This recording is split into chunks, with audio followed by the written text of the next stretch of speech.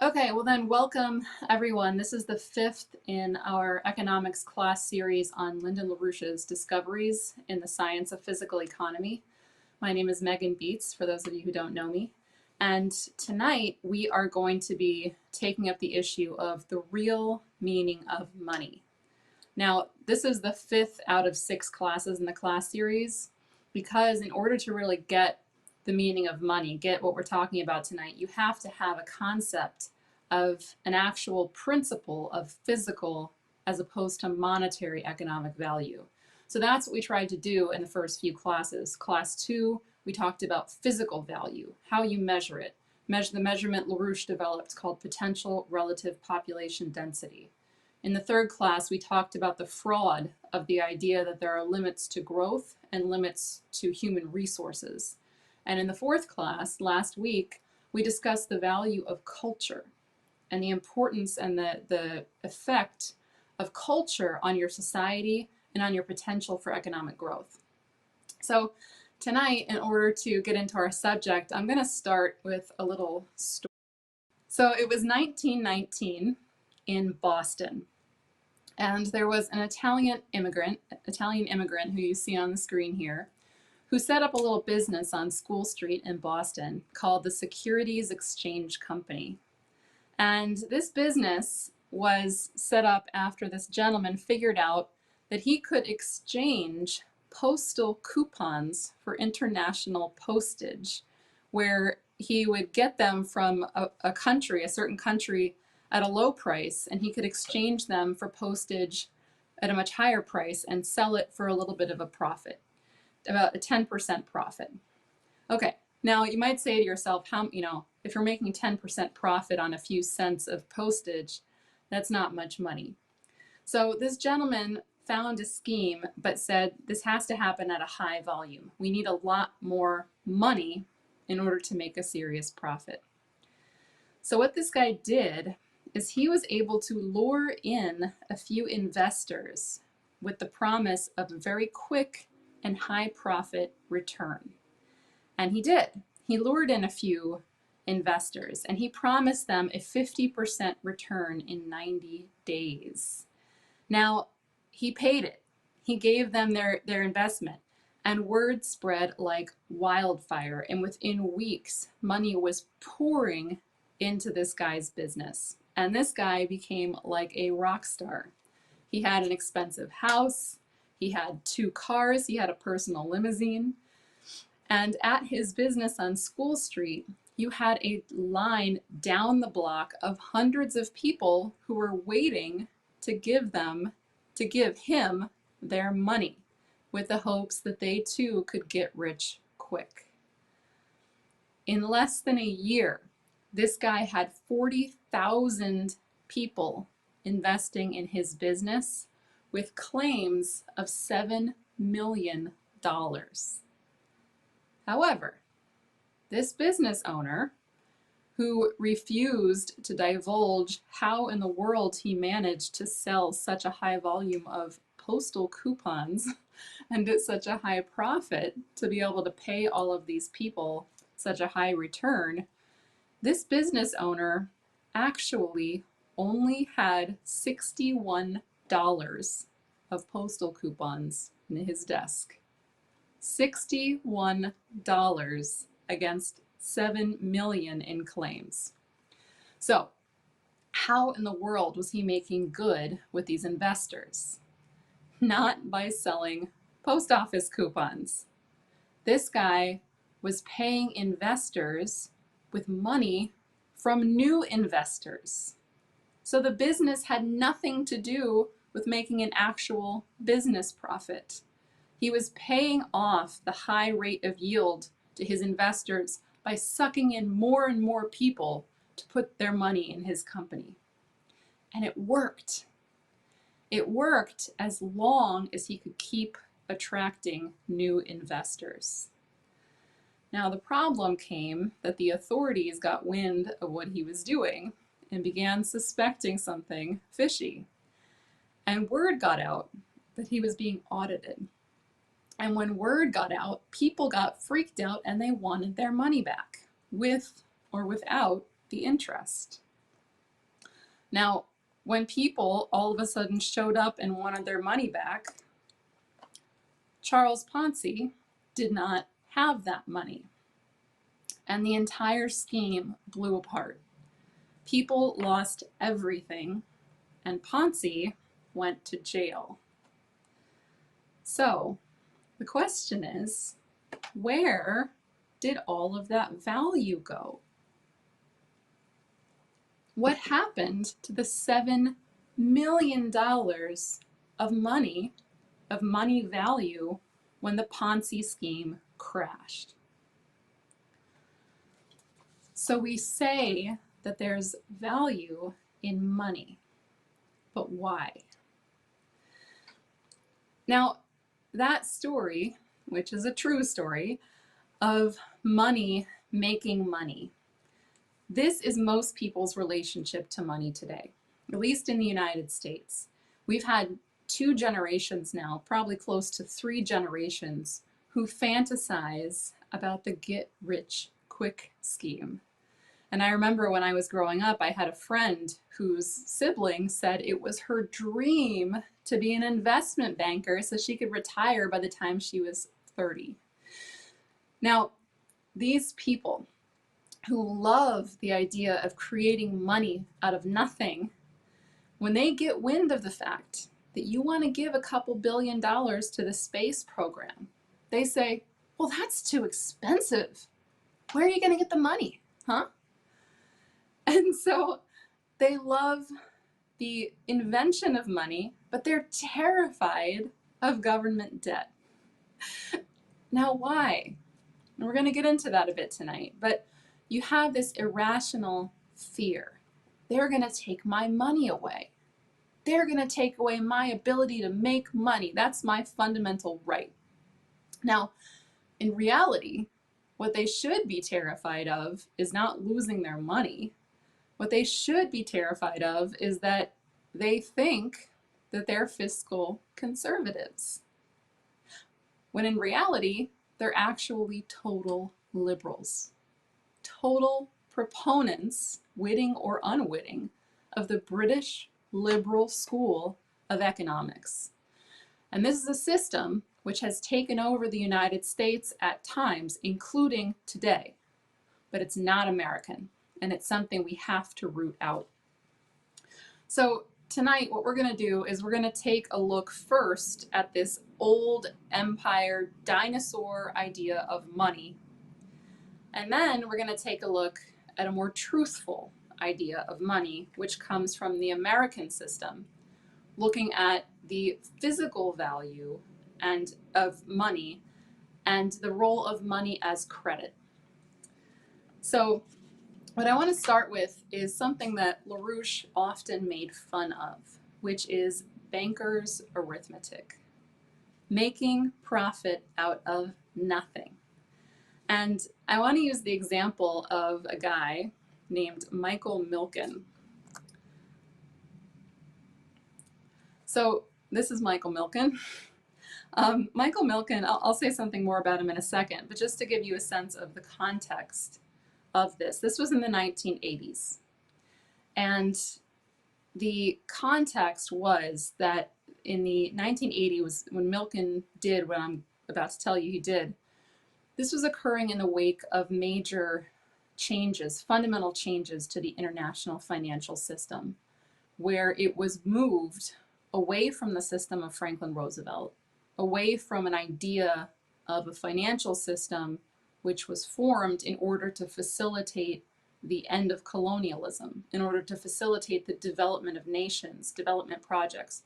It was moved away from that, and it was moved toward enormous profits for the private financial elite, the private speculators. So, for example, this began in 1971 when President Richard Nixon finally took the dollar off of the fixed exchange rate system. And here is the front page of the LaRouche Movement newspaper at the time, New Solidarity. Nixon pulls the plug. So what that meant is that Nixon finally removed the dollar from the fixed exchange rate system, meaning that now national currencies could fluctuate in their values against one another. And what this meant is that it was no longer nations that were going to determine the strength of currencies. It was private speculative interests. So that led in the early 1980s to the policy begun under Reagan called controlled disintegration. Now think about that. Controlled disintegration of the US economy. This was the idea that we are now a post-industrial society, and the interest rates on loans were jacked up eventually to over 20%. Now imagine if you're a farmer and you have to take out a loan in order to buy the seed and the equipment for the planting next season, and you have to take out a loan at 21% interest. So this policy wiped out hundreds and hundreds of small and medium-sized industries, machine shops, agricultural firms, destroyed. Production collapsed. The other thing that started to occur at this time was the deregulation of the banking system, meaning that certain rules and protections that had been put into place to protect the banks that served the population were taken out of existence. That led to things like the collapse of a type of bank that was called a savings and loan bank, which was a bank that was federally regulated, which gave long-term low-interest loans to people, to businesses, mortgages, loans to companies. These things were wiped out. Now, back to Michael Milken. So Milken was working out of an investment firm which had an office in California. And Milken invented the junk bond. Okay? And for this, Milken was called a boy genius. Now, think about this. What's a bond? A corporate bond. So a corporate bond is when a company needs to raise some capital, and so it issues a bond and promises a slight % interest return on that bond to the investor, right? It's similar to a treasury bond. So you have a 10-year bond, whatever it is, right? So this is a typical way that companies can raise capital. But the key is that the only companies who actually are able to do this are stable, creditworthy companies.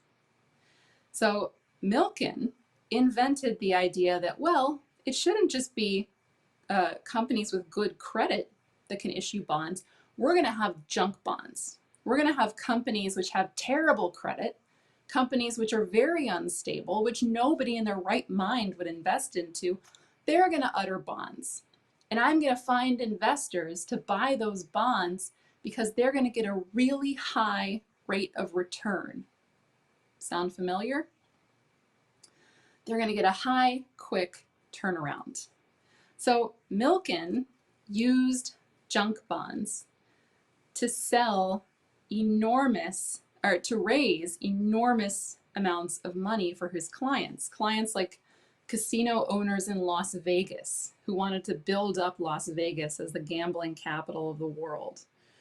So at a certain point, Milken was earning personally over $500 million per year until the whole scheme blew sky high.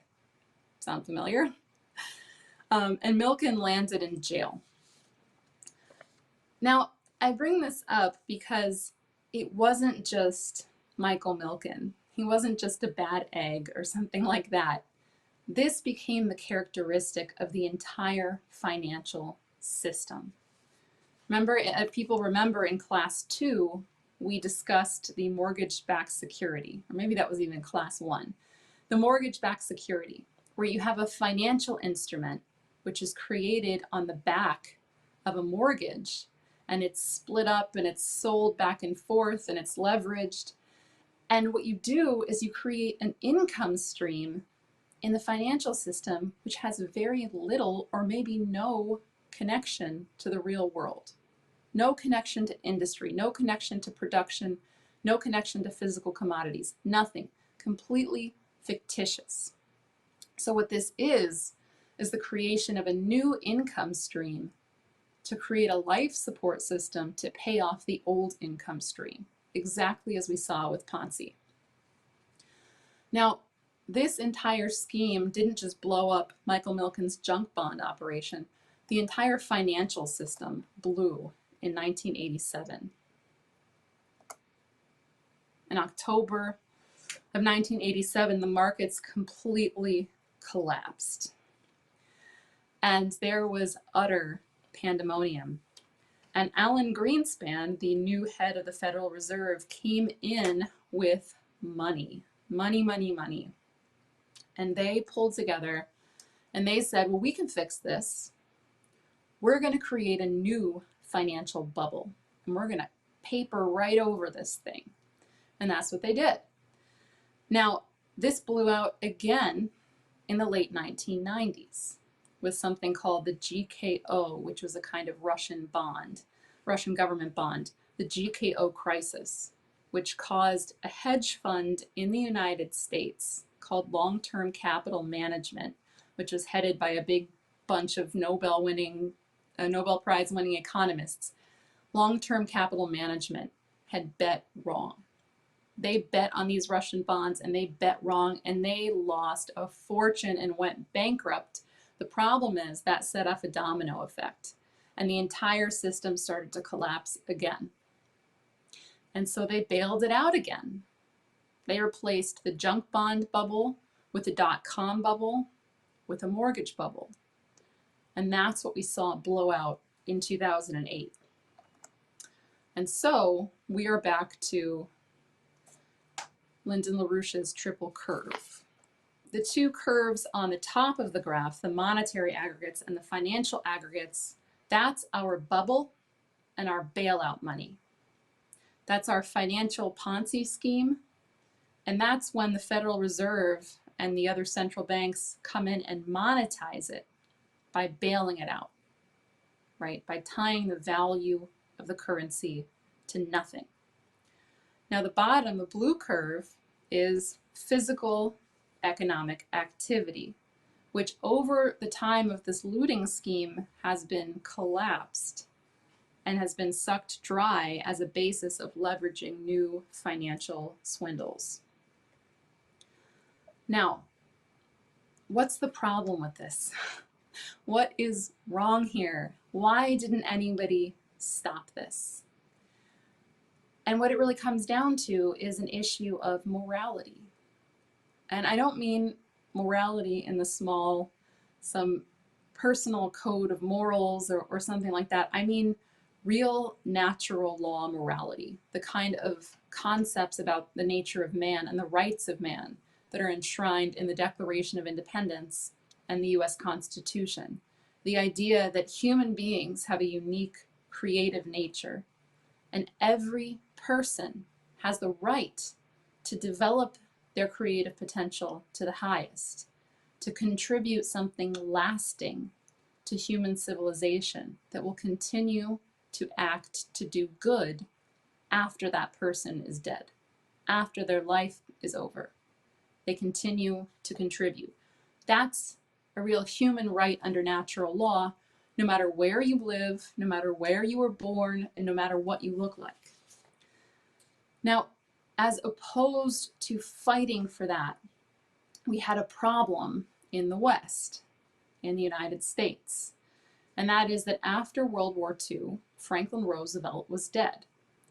The mission that he had to use the productive power of the United States to help end colonialism around the world and develop all of the underdeveloped nations, this was ended. And it was replaced in the United States by McCarthyism, which is better called Trumanism, where people's morality shrank.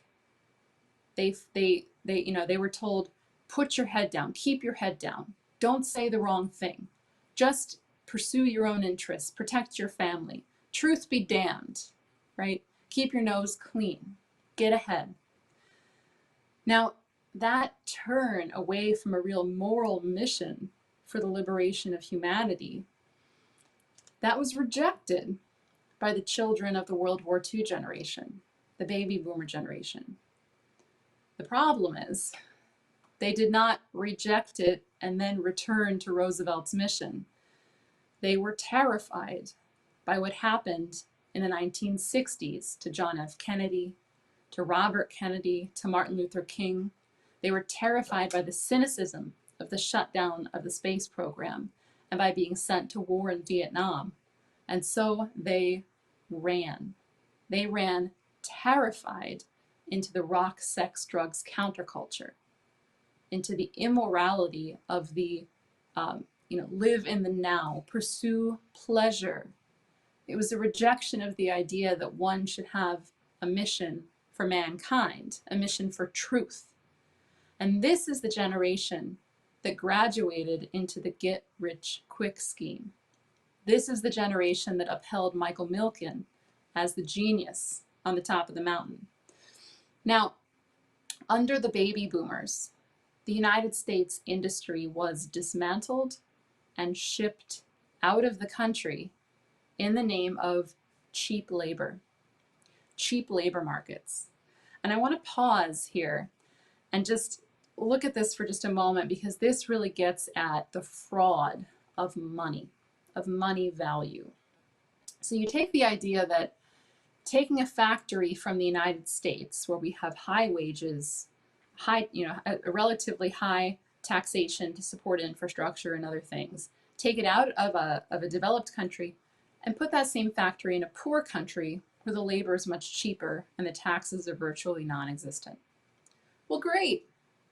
That means we have the same product, but it costs a lot less because that company only needs to pay that, child laborer 10 cents a day. Isn't that great? Well, let's think about the actual cost of doing that. Was it really cheaper physically? Let's think about that. That factory is now in, say, Guatemala or Vietnam or some other country. How much more expensive is it to provide electricity and water to that factory? I don't mean monetarily, I mean physically. Physically. How much more does it take to supply energy to that factory in a place with almost no infrastructure? How much more expensive is it to take that, to ship raw materials or parts to that factory in a place with very poor transportation infrastructure? How much more effort does it take to put those products on a ship, which needs fuel, which needs electricity, and ship it across the ocean to a port in Los Angeles or to a port on the East Coast, maybe Baltimore, and then to ship it around the country so it can end up on the shelf? How much more physically expensive is that product? But people didn't notice. They didn't notice, number one, because we covered it up with money. We covered it up with a cheap price. And we looted both the United States and that country of production. And we covered it up by lowering the price. And we covered it up another way. And that's that while people's income in the United States was plummeting because they used to work a productive high-wage job, and now they're working a low-wage service job, or maybe two, they cover up their lack of income with credit. And you had a huge escalation in the consumer credit bubble over the decades, credit bubble. So the nation was sold out, and it was justified with the pleasure of being able to make money. But the question is, who benefited? Where did this policy come from? And that brings us back to the British Empire and the British East India Company. So here you see a map of the British Empire in the 1920s. And I want you to imagine, so we're going to think about the British policy of free trade, cheap labor, and cheap goods. So in the 19th century, for example, the British East India Company was able to get cheap cotton from the southern states of the United States from the slave labor plantation system that they created in the previous century and maintained even as they militarily supported the Confederacy in the 19th century. So they get cheap cotton from the United States and they take it back to England. And in England, they have very poor laborers work for almost nothing to turn that cotton into textiles. Those textiles are taken from England all the way around the southern tip of Africa to India. And they're sold to India in exchange for opium, cheap opium. Now that opium is taken from India to China, and it's forced upon people in China to create a completely drugged out culture, which I think I mentioned in one of the previous weeks. The British East India Company fought a war to maintain their right to push opium on the Chinese population, their right for free trade, their right for their economic privileges. Now this doctrine of British economics, of the free market, no government interference, the doctrine of buying cheap and selling dear, this was codified as sound economic principle, which is taught in your economics textbook today in the United States and in most countries around the world to justify colonial looting. Now, one example I want to give is this gentleman on the screen, and he's not a gentleman. One example I want to give is Jeremy Bentham. Now, what you're seeing here is not just a figure of Jeremy Bentham. This is Jeremy Bentham. When Jeremy Bentham died, he requested that his body be turned over to science, and he was dissected in the name of science, and then he was put back together. And his skeleton and his mummified head would be dressed in his clothes and his hat, and he would be sat in his chair, and this is a quote from his will, "in the attitude in which I am sitting when engaged in thought." And he asked to be placed in an appropriate box or case for viewing. So Jeremy Bentham, and I have saved you the image of his mummified head. Jeremy Bentham was obtained by the Royal College, just give me a sec. The University College London, which has called Jeremy Bentham its spiritual founder. So Jeremy Bentham wrote so-called philosophical writings on the hedonistic calculus. He wrote a writing called the Panopticon, where he designed a slave labor prison camp, which even included sections for children as an economic policy.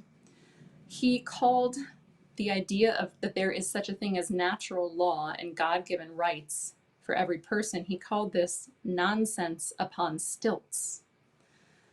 And in 1787, Bentham wrote A Defense of Usury. So I want to give you a sense of what Bentham said in A Defense of Usury. I'm going to quote another economist, so-called economist, Milton Friedman, who was a great enemy of LaRouche and whose ideas about monetary looting were used in the 1970s and 80s to loot most of the world. So Milton Friedman says this in total adoration.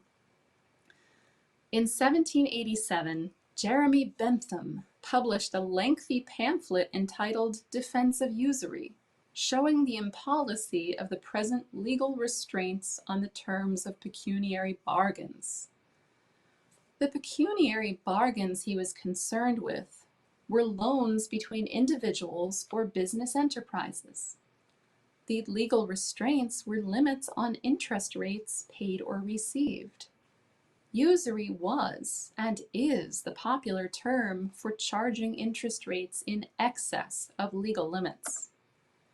Bentham makes an overwhelmingly persuasive case for the proposition he sets forth at the beginning of the pamphlet, namely, that no man of ripe years and of sound mind, acting freely and with his eyes open, ought to be hindered, with a view to his advantage, from making such bargain in the way of obtaining money as he thinks fit. Nor, what is a necessary consequence, any body hindered from supplying him upon any terms he thinks proper to accede to. So that's Jeremy Bentham. There should be no government restriction of my right to the pleasure of stealing your money, as long as I can fool you into accepting such terms. Ponzi. Now, the other factor or feature of this British liberal system, which I want to bring up, is the gold standard. The idea that, or the defense of the right to make a profit without the interference of government. So this is a philosophical root of the money system. The gold standard is key in this. And the idea of the gold standard is that there shall not be currency printed which cannot be backed dollar for dollar by gold. The idea being that paper currency is merely fiat and that gold is what really has value. And I'm sure people hear this, right? You hear the idea, end the Fed, fiat currency, buy gold, right? Now this policy is known as the British Gold Standard Policy. This was in place throughout the end of the 19th century. It was ended in the early 20th century officially, but it has roots going all the way back to the Venetian Empire, when Venice controlled the exchange rates of gold and silver and thereby made a killing in the exchange of currencies from east to west. And the philosophical idea is in the silly lie that something intangible actually has no value, that the only value, the real value, is in something like gold, an object of physical value. Now, you contrast that to Lyndon LaRouche's concept of physical economic value, of the kind of power that transforms an economy from one state into a higher state via the power of creative discovery. That's value. Now, this idea of gold was worshipped by Alan Greenspan. So Greenspan says, and this is in 1967, this is a chapter that he wrote in Ayn Rand's book, and the chapter is called Gold and Economic Freedom. And Alan Greenspan said, they seem to sense that gold and economic freedom are inseparable, that the gold standard is an instrument of laissez-faire, and that each implies and requires the other. The abandonment of the gold standard made it possible for the welfare statists to use the banking system as a means to an unlimited expansion of credit. In the absence of the gold standard, there's no way to protect savings from confiscation through inflation. There's no safe store of value. This is the shabby secret of the welfare statists' tirades against gold. Deficit spending is simply a scheme for the hidden confiscation of wealth. Gold stands in the way of this insidious process as a protector of property rights. So there you have it from Alan Greenspan. Now, that was 1967, but the American system of political economy completely overturned this long before Alan Greenspan was ever born. The American system of economy recreates the concept of money on a higher plane, on the plane of physical value of the development of the population, and it recreates it as a subset of credit. So we'll touch on that now. So I want to first hear from Ben Franklin. So in 1729, Ben Franklin had recently moved from Massachusetts to Pennsylvania. And so 1729, think about this. This is 47 years before the Declaration of Independence. And Ben Franklin issued a pamphlet, which was called A Modest Inquiry into the Nature and Necessity of Paper Currency. And he wrote this in response to the British crackdown on the colonies, because the colonies were beginning to print their own paper currency and coin their own money, because there was such a shortage of foreign coin on the colonies that it was completely impeding internal development. So the colonies were printing their own currency. The British were cracking down. So here's what Ben Franklin said. For many ages, those parts of the world which are engaged in commerce have fixed upon gold and silver as the chief and most proper materials for this medium of exchange. They being in themselves valuable metals for their fineness, beauty, and scarcity. By these, particularly by silver, it has been usual to value all things else.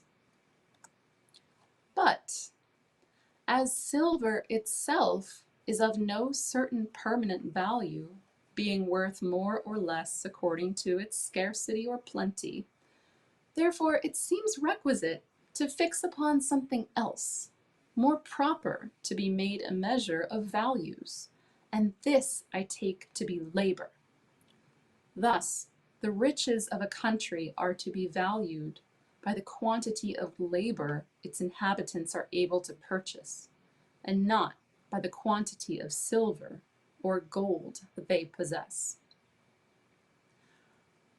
And Franklin goes on to argue that the purpose of a currency is to supply for the benefit of the population in terms of trade, in terms of facilitating the development of land, in terms of stimulating new industries, and that one big purpose of printing a paper currency is to keep interest rates low to prevent usury, which was seen as despicable. Now, what Franklin did was developed further by Alexander Hamilton. Now, Hamilton, as people may know, was the first Secretary of the Treasury, and he was a real genius. And at that time, so 1790, Hamilton's the first Treasury Secretary. The nation is bankrupt, for the most part bankrupt. We had just fought a war to free ourselves from the biggest empire on the planet, right? And we just had a period of the Articles of Confederation. And then in 1790, we formed a constitution and became a federal government. Now, the land was in poor shape from the war. You had IOUs and promissory notes that people held that they had pretty much given up hope of ever being paid for by the government. This included soldiers who were paid for their fighting in the war with promissory notes. And the states were also in great debt, had taken out debt in order to fight the war. So it was a real mess. And Hamilton, and these promissory notes, these IOUs, were being sold by people desperately, much below face value, just to get some income. So the credit of the government that had issued those notes was being completely devalued. So Hamilton came in and he said, if we are to be a nation that succeeds and fulfills the promises of our Constitution to serve the general welfare, to develop the population, he said we have to preserve the public credit. And the first step in doing that is that the federal government has to assume all of the debt of the states. It has to assure and make good upon all of the promissory notes and all of the IOUs of the previous colonial and post-colonial governments at full face value. Now, this debt amounted to about $65 million in that day, plus interest. The interest alone was more than this new country could pay. But Hamilton had committed the nation to making good on its debts. And by doing that, he restored the credit of the United States. Now, what was done is that the federal government, through the Treasury, issued new bonds, US federal government bonds, which people could exchange their promissory notes for. Now, these were put into circulation and were put into circulation for 100% of their face value, full value, and they were as good as currency. Now, Hamilton created the first national bank of the United States under the Treasury. And the initial capital of that bank, the founding capital of the bank, was largely US treasuries from investors that held those treasuries and placed them in the bank as the initial capital. So at that time, Hamilton said, debt, our debt, is now the foundation for our ability to utter new currency, new credit, to stimulate manufacturing, to stimulate industry. And what Hamilton knew is that it was not gold or silver that was the basis of value, but it was improvements of the productive powers of labor through human genius. Now that is what the purpose of money was. The uttering of currency, the uttering of credit with an explicit intention to facilitate the fruits of human genius. That's value. And so he said this concerning the National Bank. The National Bank will promote commerce by furnishing a more extensive medium which we greatly want in our circumstances. I mean a more extensive, valuable medium. He means a medium of exchange. The tendency of the National Bank is to increase public and private credit. Industry is increased, commodities are multiplied, agriculture and manufactures flourish, and herein consists the true wealth and prosperity of the state. Now in 1790, he wrote a report to the Congress, and I actually didn't write down if this was the report on public credit or the report on the National Bank. But in that report, he says something which would terrify, completely terrify the debt-fearing liberal economist of today. So, oh yes, it's the report on public credit. So what he said is this: persuaded as the Secretary is that the proper funding of the present debt will render it as a national blessing, he ardently wishes to see incorporated as a fundamental maxim in the system of public credit of the U.S. that the creation of debt should always be accompanied with the means of extinguishment. This he regards as the true secret for rendering the public credit immortal. So what I want to end with before we go to discussion is a clip from Lyndon LaRouche, where I think what you'll hear echoing the voices of Ben Franklin, of Alexander Hamilton, of this fight for a lawful human economic system and a human use, or what's the right word for it? Subverting money, giving money a completely new meaning and a completely new context, which is the context of fostering the public good and new creative genius. So we'll go to the clip from LaRouche and then we'll open up for discussion. Credit, you know, is a funny thing, because you're talking about credit, you're not talking about peanuts. You're talking about a investment by more than one generation. All of the great projects which we need now, as in the past too, are projects which require a multi-generational investment. They require the incurrence of debt, a debt which spans generations. And one of the great things that we have to master in this respect is what is the nature of human beings, or what should be the recognized nature of human beings and their adopted purpose in living. Now we think, well, we die and that's it. That's the popular view. There's some mystical views which really shouldn't be popular because they don't make any sense. But what is the thing that can be done which bridges life from one life through death to another life? What is that connection?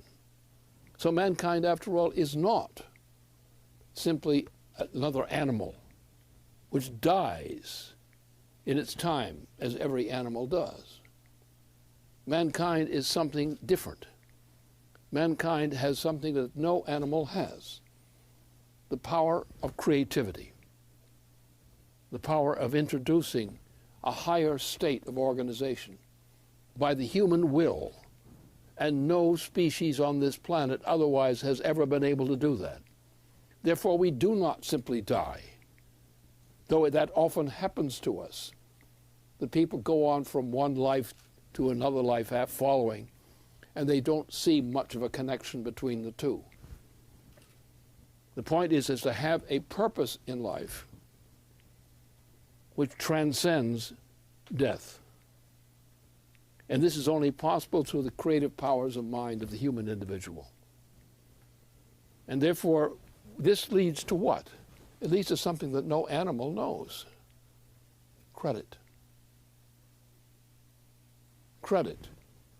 Because the things we invest in are the things that we create, things which transcend the death of people, of individuals. The investment of a life in a transition to a new life, which is a continuation of the old, even though the persons who were succeeding one another have died. So therefore, the idea of credit is not a physical or financial conception. The idea of credit, first of all, is human. And no species known to us, other than human beings, know what credit is. It doesn't exist for anything except human beings, to our knowledge. Therefore, we design a monetary system, or a financial system, is based on a system of credit, which means the development of one individual who transmits something which is of use to a second generation. And this is not a process of continuation, it's a process of development. And the unit of development is what we should call credit. Now, this was something that has been understood for a long time by some people. But this system, this concept of credit, is unique as a worked out system to the United States. This was the Massachusetts Bay Colony, for example, was a system of credit. The system authored in the founding of our Constitution was a system of credit. And the system of credit is not a monetary system, it's not a cash collection. The system of credit is the transition and the continuation of the activity of a life through the transmission of a continuation of an effort, an intended effort, to a second life and a life beyond that. Credit is history. Credit is human history. And what we're going to require now, in order to get out of this mess which has been created for us in the United States and other places, we're going to have to cancel this idea of money the way it's conceived now. It's conceived as animals who eat or whatever they do and then die. But human activity, a human system, economic system, is not animals dying. A human credit system is the advancement of mankind, the powers of mankind, the accomplishments of mankind from generation to generation. And what the connection among the living and the living that follow them and the living that follow them is credit. That's the true meaning of credit, is that we pledge something to the future. We praise and protect something which was given to us from the past for the future. And the idea of an economic system, a true economic system, a physical economic system, is that, the system of credit. But the content of credit is not cash. The content is not money. The content is not notes and bills of exchange. The content is human creativity from generation to generation. People die, but humanity must never die. And once we have that concept, we've got it right.